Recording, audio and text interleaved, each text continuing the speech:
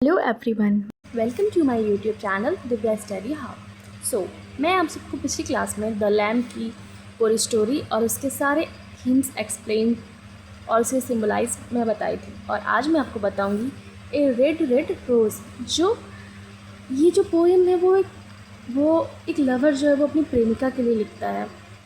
तो चलिए हम इसको पूरी तरीके अच्छे से जानते हैं। ए रेड रेड रोज, जिसके पोएट हैं रॉबर्ट बर्न्स, और ये जो पोएम है वो है ए रेड रेड रोज टाइप।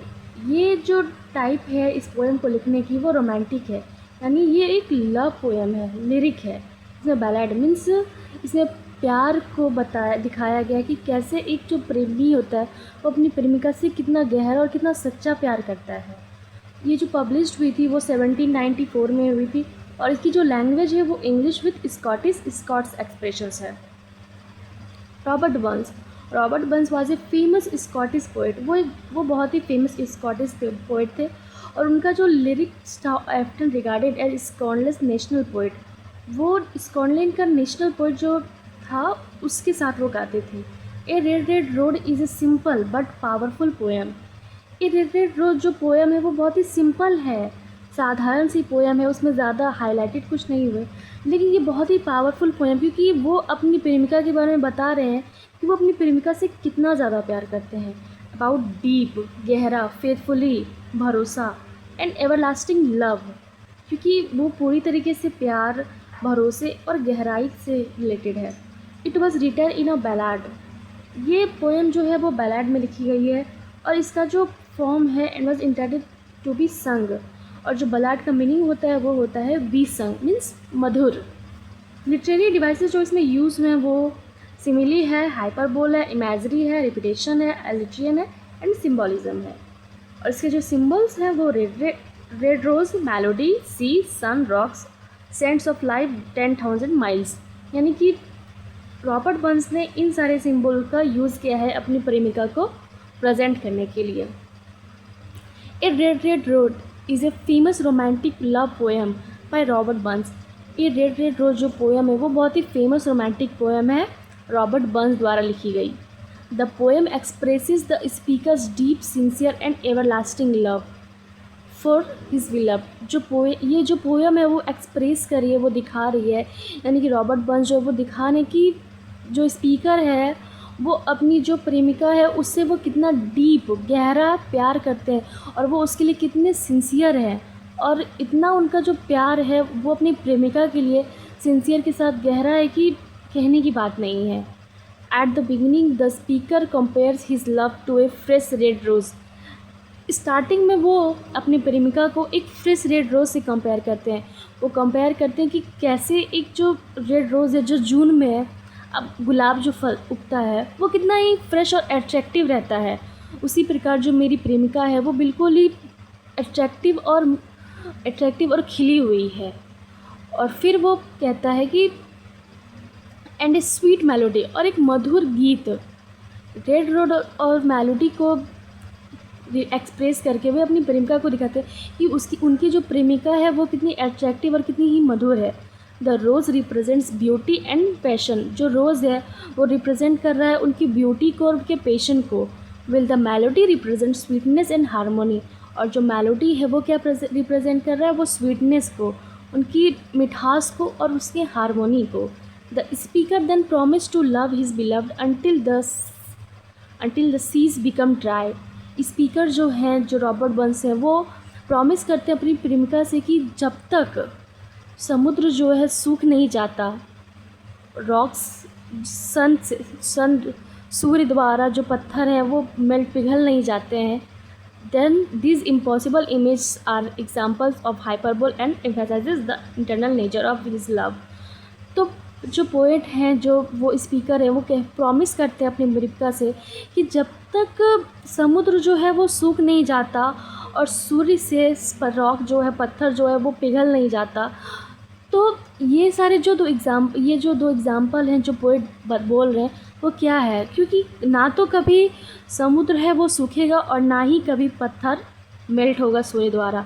तो ये उनके गहरे प्यार को दिखा रहा है कि वो अपनी प्रेमिका से कभी अलग नहीं होंगे, क्योंकि वो इतना प्यार करते हैं कि ये सब चीज़ें उन्हें कभी अलग नहीं कर सकती है। तो ये जो सारे इम्पॉसिबल इमेजेस वे दिखा रहे हैं पोइट, वो किस चीज़ का एग्जांपल है? वो हाइपरबोल का, यानी कि वो हाइपरबोल कर रहे हैं, मतलब इतना खुद को रिप्रेजेंट कर रहे हैं, हाई कर रहे हैं, जिससे उनकी पोएम बहुत ही रोमांटिक हो रही है। And emphasize the internal nature of his love. He also says that his love will continue will the sands of life run. वे कह रहे हैं कि जब तक उनका प्यार हमेशा सदैव ऐसा ही रहेगा, जब तक एक बालू की जीवन में एक बालू की कण की तरह, क्योंकि ना तो कभी बालू उड़ेगा और ना ही कभी रेत उड़ेगी और ना ही कभी उनका प्यार उड़ेगा। In the final stanza the speaker says good by two his beloved. लेकिन आखिर में, अंत में, फाइनल स्टैंजा में स्पीकर को अपनी प्रेमिका से अलग होना पड़ता है, तो वो गुड बाय कहते हैं to his beloved for a while. लेकिन वो कुछ समय के लिए होता है। हाउ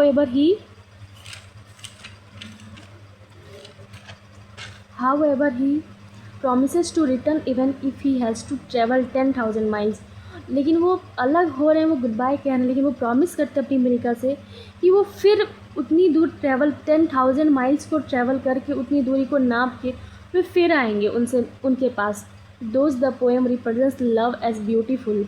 इस प्रकार ये जो पोएम है वो क्या रिप्रेजेंट कर रही है? वो बता रही है कि प्यार जो है वो कितना ही सुंदर है, वो कितना ही फेथफुली है, भरोसा है, पावरफुल है। क्योंकि प्यार जो होता है वो बहुत ही सुंदर होता है, वो बहुत ही भरोसे लायक होता है। और प्यार जो टिकी होती है वो दो लोगों के बीच में, वो सिर्फ प्यार की सुंदरता, भरोसा और उनमें कितना स्ट्रेंथ है उस रिश्ते को निभाने की, इन सब पे एवरलास्टिंग। और उनका प्यार जो है बहुत ही पावरफुल है। इसका जो सेंट्रल आइडिया इस पोएम का, the central idea of Robert Burns a red red rose is eternal and true love. ये जो पोएम है रेड रेड रोज, वो उनके ट्रू लव को दिखा रही है। The poet expresses his deep love for his beloved by comparing. उनका वो पोएट जो है वो एक्सप्रेस कर रहे हैं खुद अपने गहरे प्यार को अपनी प्रेमिका के लिए। वो कंपेयर कर रहे हैं खुद अपने प्रेमिका को एक फ्रेश रेड रोज से, एक स्वीट मेलोडी से। He promised to love her until the sea dries up and the rocks melt। वो बोल रहे हैं, वो प्रॉमिस कर रहे हैं, वो कंपेयर कर रहे हैं, वो एग्जांपल दे रहे हैं कि जब तक पत्थर मेल्ट नहीं हो जाता और समुद्र सूख नहीं जाता, तब तक मैं तुमसे उतना प्यार करूँगा। Which shows that is love is everlasting. तो ये क्या दिखा रही है? ये उनके प्यार को एवरलास्टिंग दिखा रही है कि उनका प्यार सदैव जीवन भर रहेगा। Even when he has to leave her, even जब वे अपनी प्रेमिका को छोड़ के जाते हैं, तो भी वो ट्रैवल के टाइम में वो कहते हैं कि ये दूरियां जो है ये कुछ पलों के लिए है, मैं तुम्हारे पास फिर से लौट के आऊँगा। तो अब इस चीज़ से क्या सीख रहे हैं कि एक प्यार जो है वो प्यार सब कुछ होता है। जो दो जो कपल होते हैं वे एक दूसरे से इतना प्यार करते हैं कि वे एक दूसरे के लिए कुछ भी कर सकते हैं। तो रॉबर्ट बर्न्स इस कविता से हमें प्यार की अच्छी यादें और अच्छे मोमेंट्स को बता रहे हैं।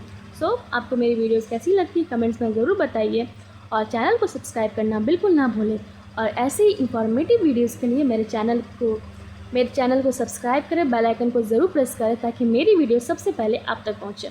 Thank you so much.